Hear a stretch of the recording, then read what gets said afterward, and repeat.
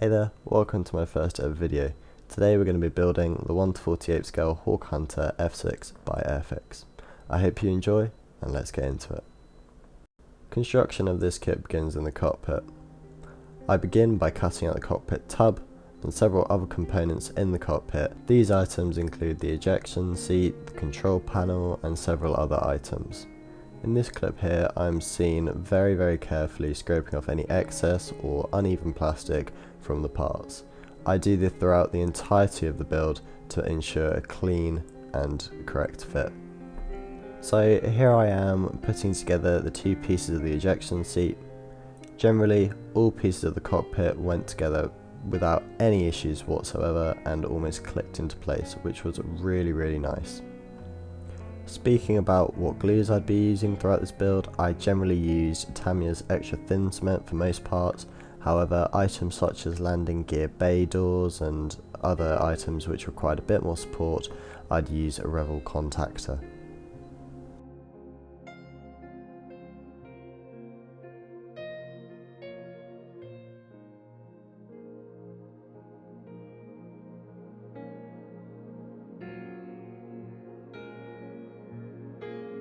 So here's the control panel up close.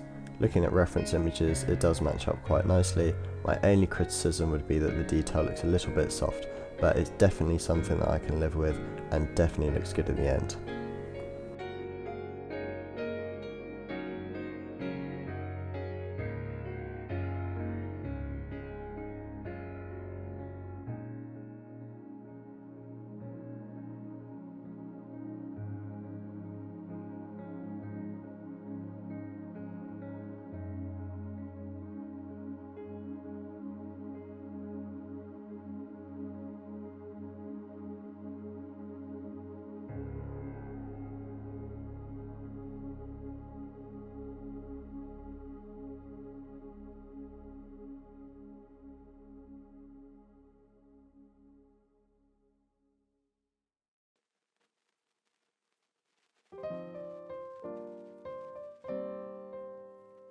In the final stages of the cockpit construction, we are now told to start assembling the nose gear bay. This is done by attaching a support piece under the cockpit. Airfix doesn't supply a huge amount of excess parts to be put into the fuselage to create more detail. However, if you look at reference images, some of these can definitely be scrap built. However, in my case, I'm doing an out of the box build, so I decided to leave it as it was. When cleaning up plastic on this kit, be very careful not to get rid of the tabs needed for one of the ailerons. I was very close to getting rid of one of them. This kit does in fact require quite a few holes drilled into it. If you don't have one of these pin vise sets, I do suggest getting one off of Amazon. They are very cheap, but come in very handy.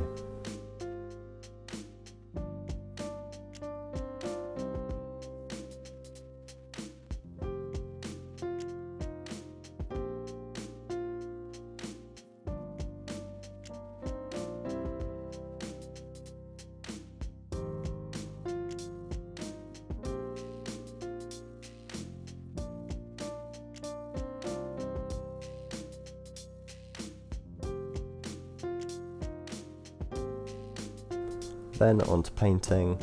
The inner fuselage and the cockpit and also ejection seat were all given quite a thick coat of Camo's one-shot primer. Here I am masking off the front of the fuselage, ready to be painted for the nose gear bay.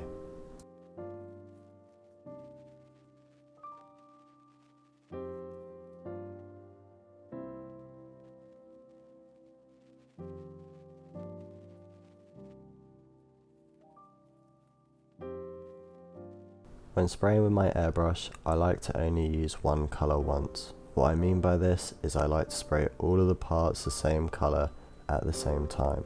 This reduces the amount of paint that I need to keep on using, and it also reduces the amount of cleaning I need to do.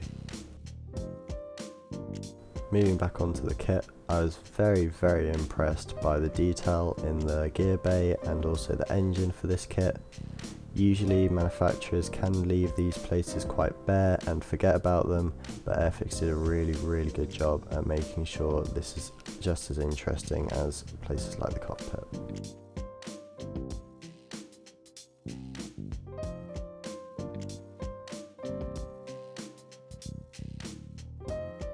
So moving on to some detail work, I used the dry brushing technique to bring out all the details in the cockpit. I used a light grey to do this and pretty much just went absolutely mental with a dry brush and just flicked it all around. The tip to making this look good is to make sure you don't have that much paint on the actual brush, otherwise you can flood it.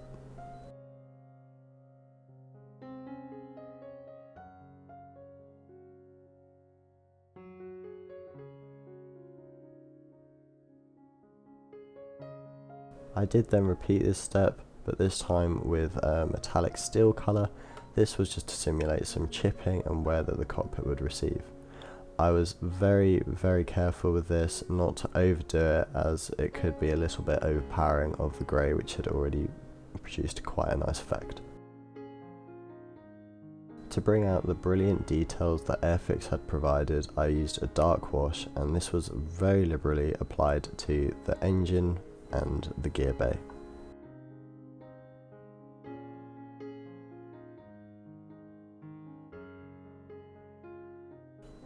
Excess wash was dabbed off with a clean cotton bud.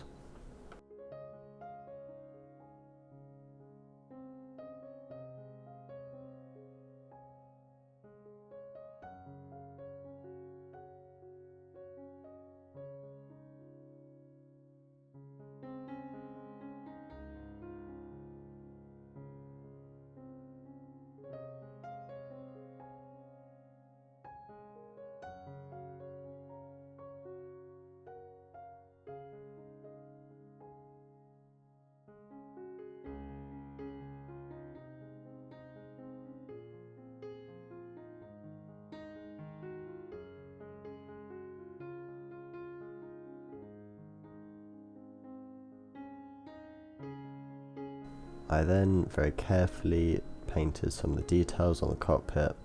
Here I am painting the seat belts.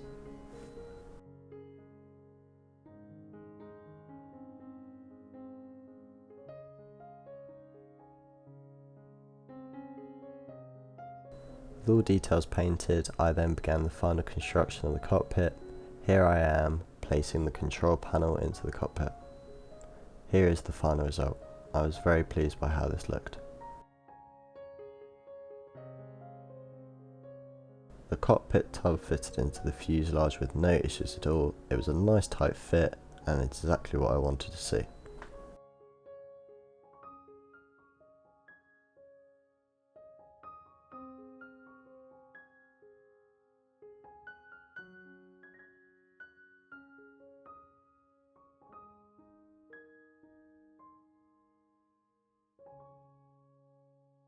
The only issue I had here was the fact that my part was warping down. This might have been user error, however it didn't cause any vital problems in the end.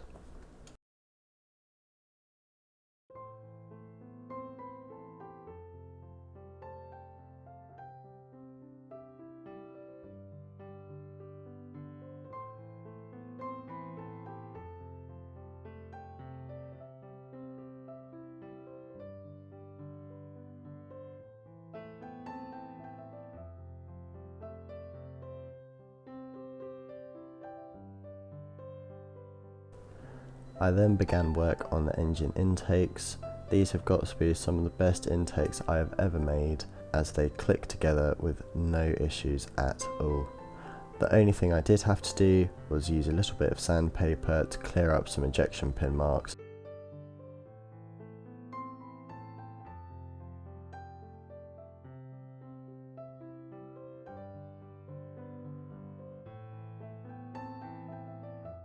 So when it came to the colour of the intakes, Airfix suggests you do them in black, I believe. However, when I looked at some reference images, they were more of this sort of mucky grey colour, so I just picked a random grey that I had lying around and went with it.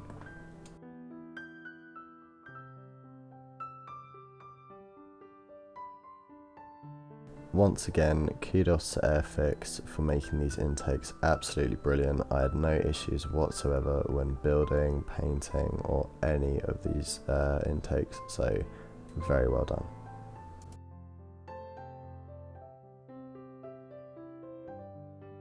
So Airfix recommends you put about 20 grams in the nose of this aircraft.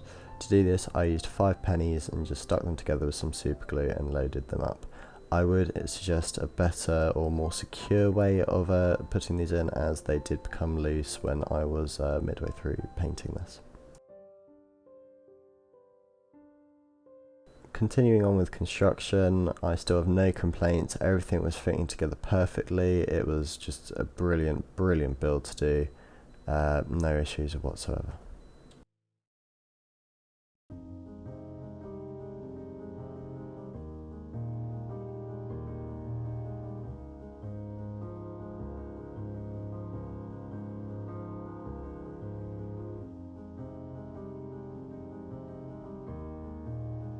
So at this point it was time to close up the fuselage. There was no real issues except for the normal couple seams, a little bit of warping, but all of this could be very easily sorted with a couple of clamps, a bit of sanding and a bit of masking tape.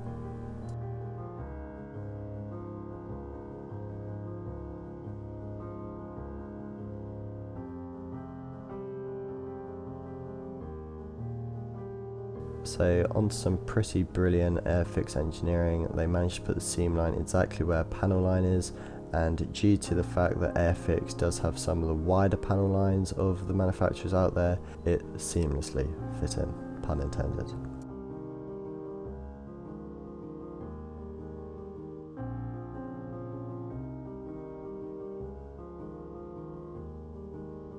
So now began the normal stage in most kits where you just spend a couple hours filling, sanding all of these little imperfections. When it comes to putty, I like to use Vallejo's putty. This is because it can really easily be manipulated and it is just a joy to work with.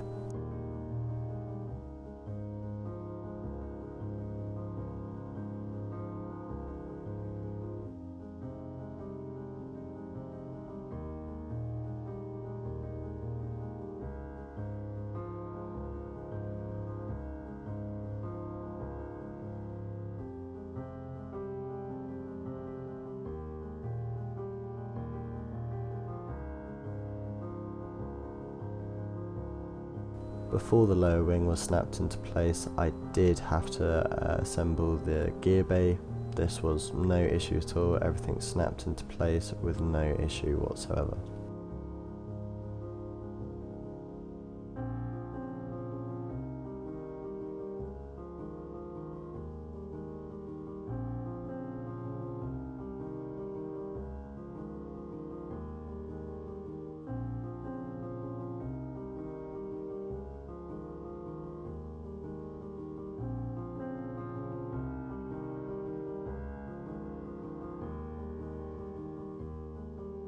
So these are 2 bits of plastic which I very nearly forgot. Be very careful when building this kit not to forget them, as they are tiny and the instructions don't make it very clear.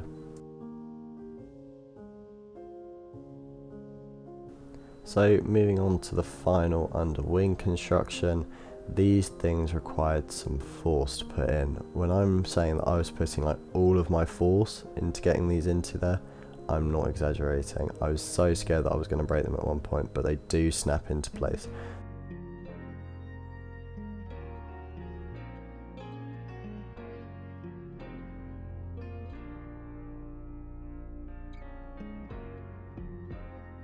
Clamps were also used on both sides of the wings to make sure that there were no gaps.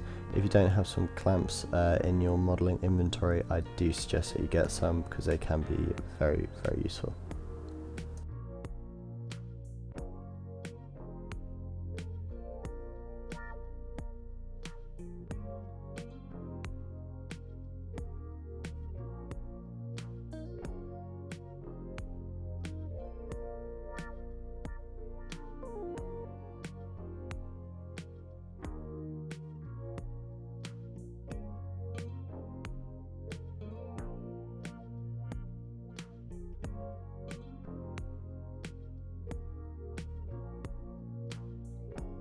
I did now move on to the flap and aileron construction or fitting.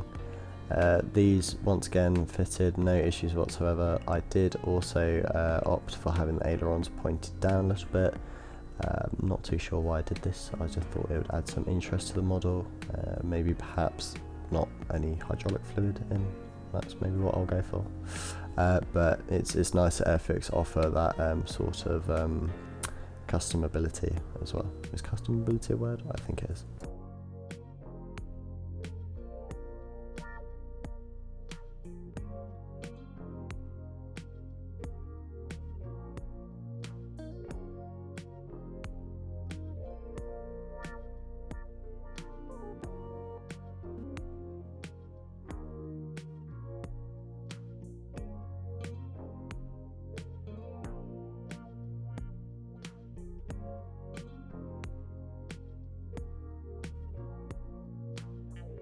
So here I am fitting these two little pods on either side of the fuselage.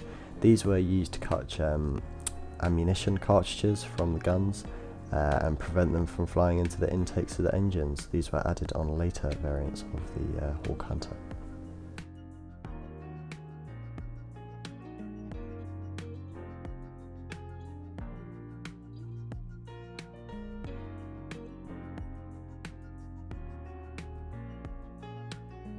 So here I am fitting all of the parts needed for the air brake.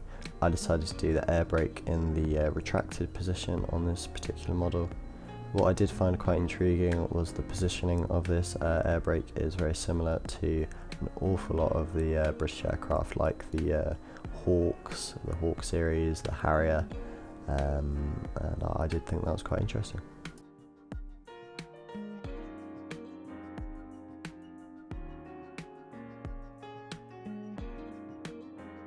So I did now put the only antenna of this kit on. The rest of them were moulded. It did take me a couple of attempts, but I did get there in the end, and it fitted very nicely indeed. It almost clicked in.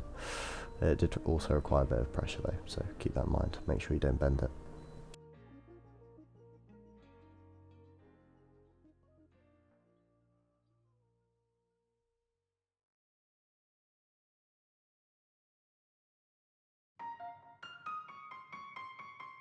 So moving on to looking at some of the clear parts of this kit, they are brilliant, they are nice and clear, no weird seam lines alongside of them, and it was generally good.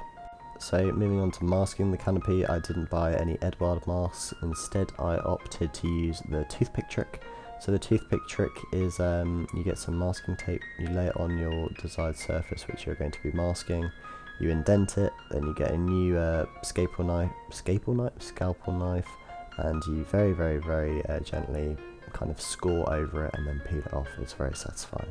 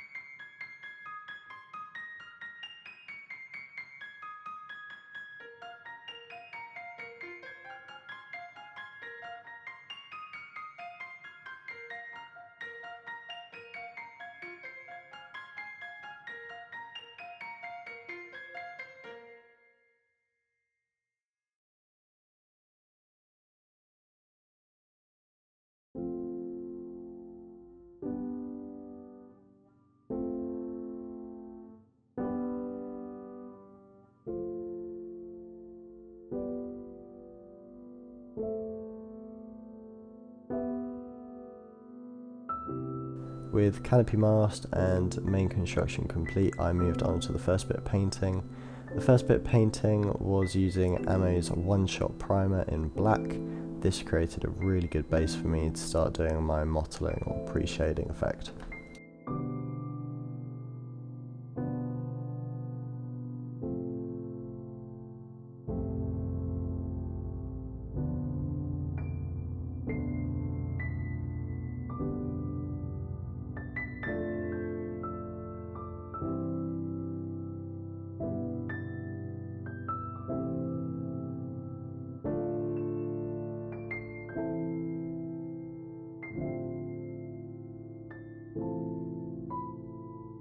So moving on to the colour that I was going to be using to do my marbling, mottling, pre-shading, whatever you want to call it, that effect. I was initially going to be using white, however I thought that could be a little bit too bold and could be a little bit too much for this model, so I decided to go for buff instead. I was very happy that I did do this, as it gave quite a subtle but still noticeable effect, and I was very happy with it. So to do this effect, what I like to do is I like to have quite a high dilution of a thinner to paint ratio to make it quite liquidy, and pretty much just be quite low on the air pressure, but just really fine movements with the hand, but continuous movements. This gives you a nice variation. So when it comes to colours used for this kit, I was using these two Camo paints. I have a really good experience with Camo. I've never had any issues with them. The only thing I did have an issue with this time, but this was all my fault, was the colour of the paint. The grey worked perfectly, the grey was spot on, exactly what I was looking for. However, the green in this kit was really quite vibrant, too vibrant for me. So I do eventually change that, as you will see. So talking about the camo of this paint, I was definitely debating whether to do it free-handed or to do it masked. However, when asking some of my friends on Instagram, we did opt to go for free-handed camo, which I'm very happy that I did, as I do like the results. However, if I wanted to be extremely realistic, maybe I should have gone for the masked, as masking will always give you tighter curves than freehand.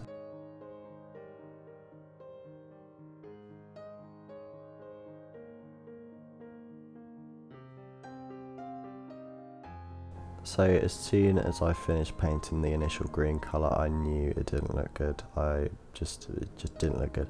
So this was then replaced by Tamiya's Dark Green 2 RAF or XF81. This gave a much more believable and realistic result.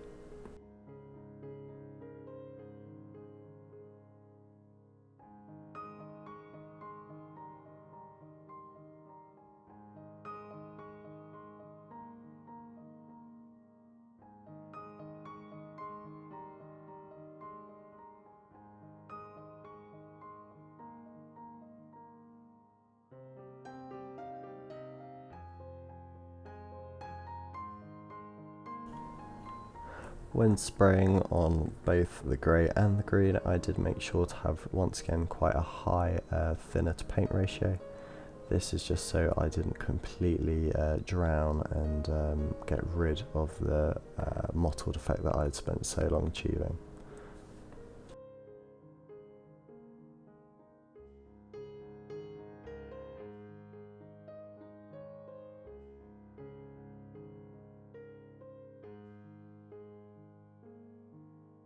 This was the finished result. I was very happy with how it looked. I think I did a pretty good job keeping all the curves pretty tight, pretty clean, and more importantly, it looked somewhat like the real thing, so that's all that mattered to me.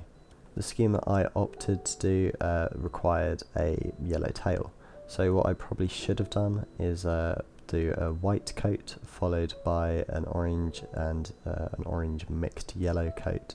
However, I thought I could be smart and do an orange coat and then just spray the yellow right on top of it. This was not a good idea, so I do not recommend emulating it.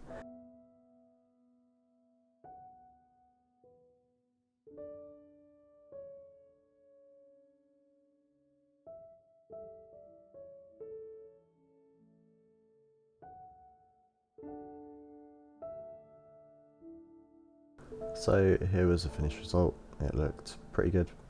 Probably not my best, but I was happy with how it looked. It was yellow enough and solid enough that it would get by. So I then moved on to working on the gear and all of the gear panels. Is gear panels the right word? I'm not too sure, please do correct me. It was a brilliant process to go through. I don't think I've enjoyed making a kit as much as I have this one. It was just, everything about it just clicked together. It was brilliant. And I think Airfix did a really good job at capturing how complex the gear is. So very well done there. Do note how my sponge placement in the gear bay probably wasn't the best, as it did cut off a few bits. This was eventually corrected with the steel or polished metal colour. I'm not too sure which one I used, but it was eventually corrected.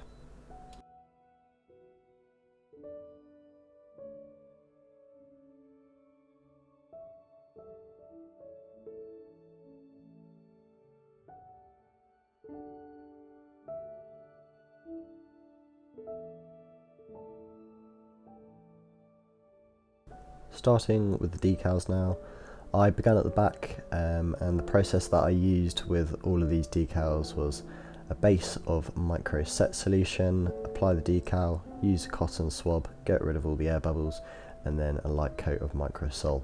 All these decals worked perfectly, didn't have any breakages, and they fit perfectly. It's also good to note that all of the underside registration decals come pre-cut, so you don't have to worry about cutting them, which was a really nice touch.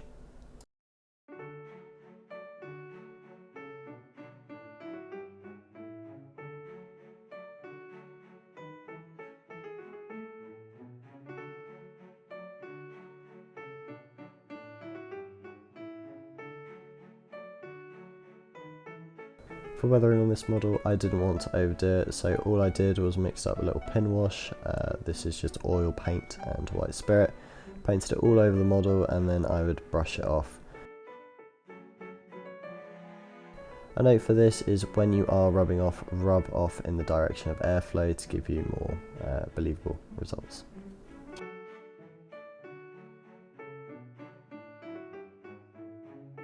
To seal in all of my hard work, I gave it a semi-gloss varnish.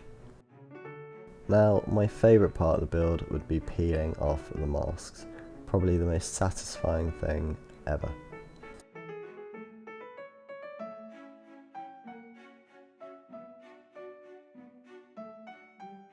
So as this build comes to an end, I'd like to thank you for taking the time to watch this. I hope you enjoyed my first ever video, and there will be many more to come. So enjoy the final photos, and I hope to see you again soon. See ya.